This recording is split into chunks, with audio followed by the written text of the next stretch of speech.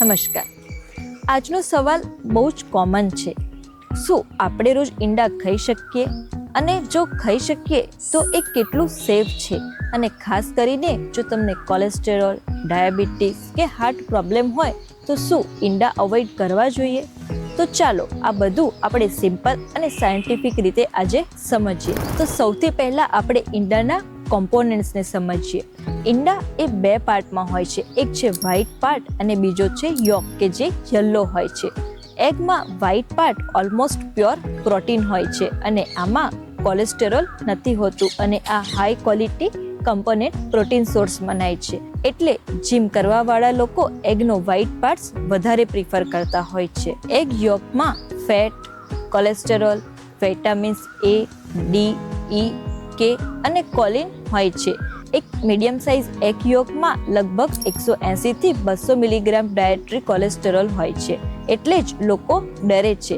પણ important point, dietary cholesterol અને blood cholesterol એ એક જ વસ્તુ નથી. રિસર્ચમાં જણાવ્યું છે કે ઘણા બધા લોકોમાં મોડરેટ એગ કન્ઝપ્શનથી બ્લડ કોલેસ્ટેરોલ ડ્રામેટિક રીતે નથી વધતું. બોડીનું લીવર પોતાની કોલેસ્ટેરોલ પ્રોડક્શનને એડજસ્ટ કરી લે છે. પણ કેટલાક લોકો હાઇપર રિસ્પોન્સ હોઈ શકે છે, જેમાં એગ યોકથી LDL થોડું વધી શકે છે. હવે પ્રેક્ટિકલ રિકમેન્ડેશન શું છે? જો તમે હેલ્ધી છો અને તમને હાર્ટ ડિઝીઝ કે ડાયાબિટીસ નથી અને લિપિડ પ્રોફાઇલ પણ નોર્મલ છે તો રોજ એક ઈંડું જનરલી સેફ મનાય છે. ઘણી સ્ટડીઝમાં એક egg per day healthy ઇન્ડિવિજ્યુઅલમાં acceptable જણાવ્યું છે. પણ જો તમને હાઈ LDL છે, ડાયાબિટીસ છે કે પહેલાથી જ હાર્ટ ડિઝીઝ છે તો થોડું પોઝન્સ લેવું જરૂરી છે. આવા કેસીસમાં 3 થી 4 એગ યોક પર વીક સુધી લિમિટ કરવું બેટર મનાય છે. એગનો વ્હાઇટ પાર્ટ તમે રોજ લઈ શકો છો કેમ કે એમાં કોલેસ્ટેરોલ નથી હોતું. હવે એક સિમ્પલ એક્ઝામ્પલથી સમજીએ. જો તમે રોજ ઈંડા પણ ખાતા હોય અને સાથે ફ્રાઈડ સ્નેક્સ, રેડ મીટ અને પ્રોસેસ ફૂડ પણ લેતા હો તો પ્રોબ્લેમ ખાલી એગની નથી, આખું ડાયટરી પેટર્ન છે.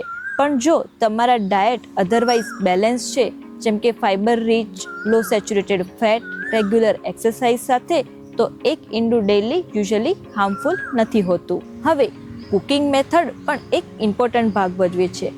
બટરમાં ડીપ ફ્રાઈડ ઓમલેટ બનાવવું અને ઓઇલ ફ્રી બોઇલ એગ ખાવું એ બંનેની ઇફેક્ટ અલગ અલગ છે. હવે બેસ્ટ ઓપ્શન છે બોઇલ અથવા તો મિનિમલ ઓઇલમાં બનાવેલા ઈંડા. હવે બીજો એંગલ કે એગ પ્રોટીન એ મસલ હેલ્થ માટે બેનિફિશિયલ છે, ખાસ કરીને એલ્ડરલી લોકોમાં. મસલ માસ મેન્ટેન કરવું એ મેટાબોલિઝમ અને શુગર કંટ્રોલ માટે પણ એક ઇમ્પોર્ટન્ટ છે. તો હવે ફાઇનલ કન્ક્લુઝન શું છે?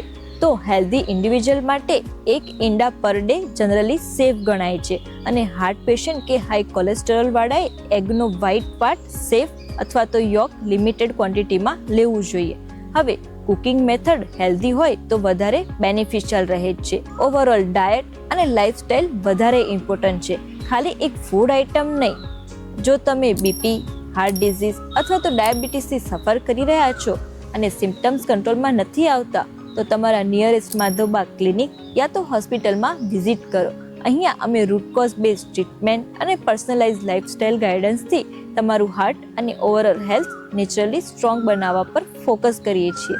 જો તમને આ જાણકારી યુઝફુલ લાગી હોય તો વિડીયોને સપોર્ટ કરો અને ફેમિલી, ફ્રેન્ડ્સ સાથે શેર કરો. હેલ્થ સંબંધિત કોઈ પણ સવાલ હોય તો કોમેન્ટ સેક્શનમાં જરૂર લખજો. આવી જ પ્રેક્ટિકલ અને સાયન્સ બેઝ હેલ્થ ગાઈડન્સ માટે ચેનલને સબસ્ક્રાઇબ કરવાનું ભૂલશો નહીં. ધન્યવાદ.